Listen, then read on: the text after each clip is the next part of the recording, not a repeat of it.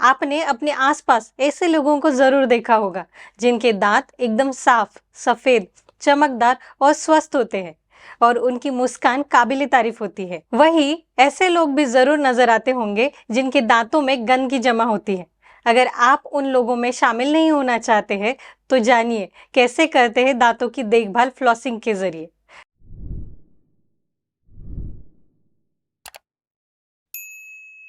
नमस्ते विवर्स, मैं doctor Chaitali dental talk इस चैनल पर आपका स्वागत करती हूँ। आपने अगर चैनल को सब्सक्राइब नहीं किया है तो कर लीजिएगा और वीडियो इन्फॉर्मेटिव लगे तो एक लाइक तो बनता है। डेंटल फ्लॉस के बारे में मैंने अपने पहले भी एक वीडियो में बताया हुआ है, पर आज हम सिंपल भाषा में बस थ्रेड वाले फ्लॉस के बारे में जानेंगे कि ये डेंटल हेल्थ के लिए क्यों जरूरी है। दांतों की सफाई के वक्त ब्रश भी दांतों की जड़ों में जमी गंदगी को साफ नहीं कर पाता है। ऊपरी दांतों की सफाई करके हम छुपी हुई गंदगी को अनदेखा कर देते हैं। ऐसे में फ्लॉसिंग दांतों को अंदरूनी सफाई का एक बेहतरीन जरिया है। तो चलिए आज हम जानेंगे कि फ्लॉस क्या होता है, हमें फ्लॉस क्यों करना चाहिए, कितने प्रकार के फ्लॉस होते हैं, फिर फ्लॉस कैसे करें, फिर फ्लॉसिंग करते हुए कौन सी गलतियों से बचे, फिर क्या फ्लॉसिंग से दांतों में गैप बनता है, फिर फ्लॉसिंग करने के क्या फायदे हैं, फिर फ्लॉस न करने से मसूड़ों को क्या नुकसान होता है, फिर हम लास्ट में देखेंगे स्वास्थ्य समस्याओं को दूर करने के लिए मददगार कैसे है फ्लॉसिंग।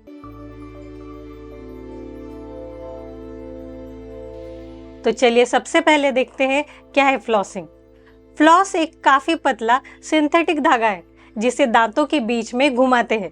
उससे दांतों के बीच फंसी हुई गंदगी, खाना सब क्लीन हो जाता है और दांतों से रिलेटेड प्रॉब्लम से काफी हद तक छुटकारा मिल जाता है।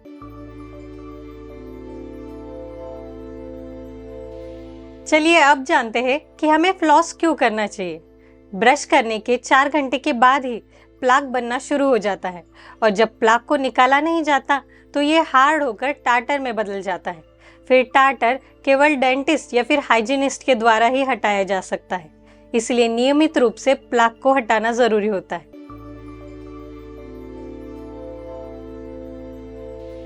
फिर कितने प्रकार के फ्लॉस होते हैं, इनमें हम बस थ्रेड वाले फ्लॉसर्स के बारे में ही जानेंगे आज।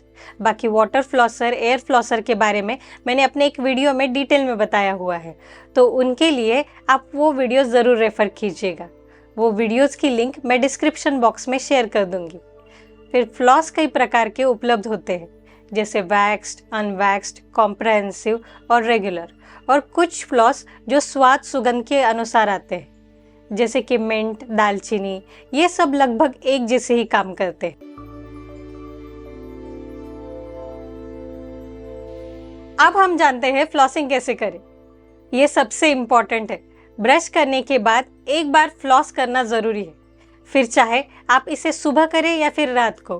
फ्लॉसिंग करने के लिए आप किसी भी तरह का फ्लॉस इस्तेमाल कर सकते हैं। वैसे वैक्स फ्लॉस ज्यादातर इस्तेमाल किया जाता है क्योंकि ये दांतों के बीच इजीली स्लाइड होता है।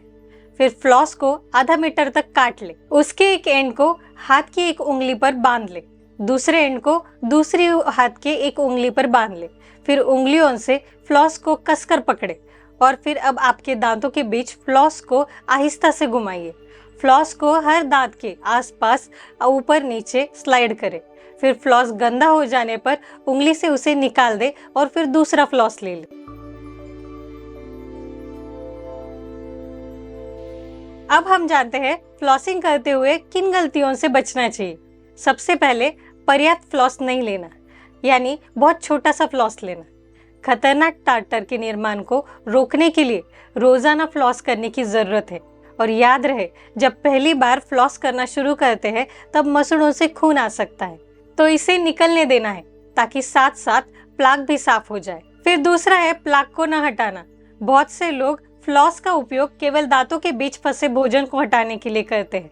फ्लॉस गम्स की सरफेस पर जो प्लाक या फिर टार्टर का जमा हो जाता है उसे निकालने में भी मदद करता है। सरफेस को 2 या 3 बार ऊपर नीचे स्क्रैप करना चाहिए। प्रत्येक दांत के दोनों साइड पर गम लाइन के नीचे धीरे धीरे फ्लॉस करें। फिर तीसरा, इनफ प्रेशर न देना। वास्तव में प्लाक के दांत को साफ करने के लिए कुछ एल्बो ग्रीस की जरूरत होती है। गम लाइन के नीचे फ्लॉस का मार्गदर्शन करते समय धीरे धीरे दांत के खिलाफ मजबूती से दबाएं। फिर चौथा है देर तक फ्लॉसिंग न करना। परफेक्ट फ्लॉसिंग के लिए लगभग 2 मिनट तक फ्लॉसिंग करना ज़रूरी है, जिससे सारे दांतों के बीच में अच्छे से फ्लॉसिंग हो।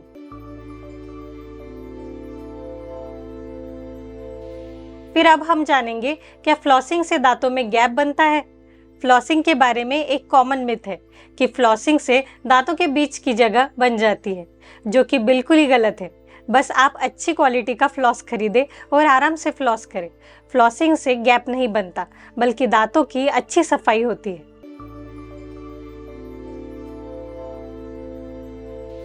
फिर अब हम जानेंगे फ्लॉसिंग करने से क्या फायदे होते हैं। फ्लॉसिंग करने से दांतों के बीच जो खाना फंसता है वो क्लीन हो जाता है, और खाना फंसने से वह गंदगी जमा हो जाती है और बैक्टीरिया पैदा होते हैं। ये बैक्टीरिया बैड ब्रेथ, मसूड़ों से ब्लीडिंग और बाकी परेशानियों की वजह बनते हैं। हर रोज एक टाइम रेगुलर फ्लॉसिंग करने से दांतों में प्लाक जमा नहीं होता है। फिर प्लाक से दांतों में सड़न पैदा हो जाती है, जो फ्लॉसिंग से रोकी जा सकती है। फिर अब हम जानेंगे फ्लॉस न करने से मसूड़ों को क्या नुकसान होता है। फ्लॉस न करने से बहुत खतरनाक बैक्टीरिया टार्टर में ट्रांसफर हो जाते हैं और टॉक्सिक सब्सटेंसेस का उत्पादन शुरू कर देते हैं। ये टॉक्सिक सब्सटेंसेस व्यक्ति के मसूड़ों में सेंसिटिविटी, जलन, सूजन पैदा करते हैं, जिसे जिंजिवाइटिस कहते हैं। जिंजिवाइटिस के कारण पेरियोडोंटाइटिस भी हो सकता है।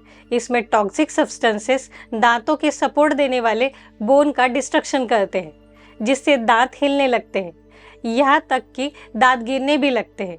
इसलिए फ्लॉसिंग जरूरी है।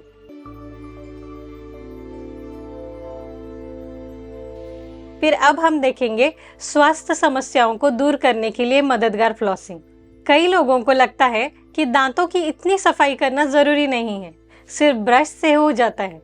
तो ये गलतफहमी है, क्योंकि दांतों का दिल की सेहत से सीधा संबंध होता है। दांतों का खराब स्वास्थ्य और जिंजिवाइटिस के कारण हृदय रोग हो सकता है। मसूड़ों और मुंह में सूजन होने पर पूरे शरीर में उसकी बैक्टीरिया फैलने लगते हैं, और बैक्टीरिया ब्लड सर्कुलेशन का भी एक हिस्सा बन जाते हैं। जो लोग नियमित रूप से ब्रश और फ्लॉस करते हैं, न केवल उनके दांत साफ रहते हैं, बल्कि उन्हें दिल का दौरा पड़ने का खतरा भी कम होता है। आज हमने जाना कि हमें फ्लॉसिंग क्यों करना चाहिए और उससे क्या फायदे होते हैं। फिर फ्लॉसिंग हफ्ते में 3 या फिर 4 बार कर सकते हैं, या फिर ओरल कंडीशन को ध्यान में रखते हुए डेंटिस्ट की सलाह के अनुसार करना चाहिए। तो चलिए मिलते हैं अगले वीडियो में किसी नए टॉपिक के साथ।